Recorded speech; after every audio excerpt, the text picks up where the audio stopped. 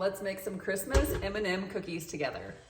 In a bowl, add 3 cups of flour, 1 teaspoon of baking soda, half a teaspoon of salt, and then just give that a good mix.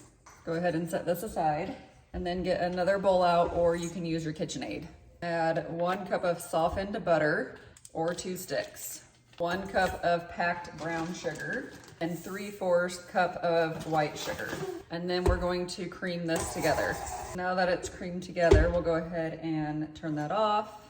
Add in 1 teaspoon of vanilla, and then go ahead and turn your blender back on, and then add the 2 eggs and incorporate those pretty well. Now we are going to add our dry ingredients, and then go ahead and blend that together. Go ahead and turn that off. I'm gonna remove our bowl from our KitchenAid.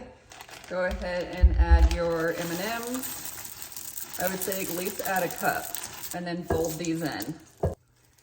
Go ahead and cover, and then place in your fridge for at least an hour to chill. Next, go ahead and preheat your oven to 350 degrees Fahrenheit, and then line a large baking pan with either a silicone mat or parchment paper. And then I'm also going to use this cookie scoop to scoop my cookies. This is a large one.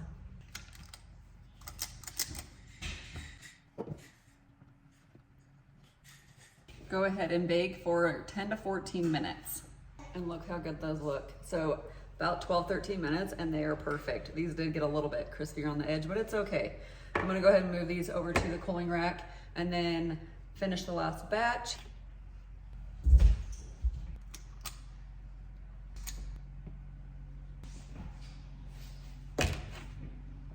In the description below, I will go ahead and put the full recipe, and then don't forget to join me for more recipes, and then make sure you just subscribe.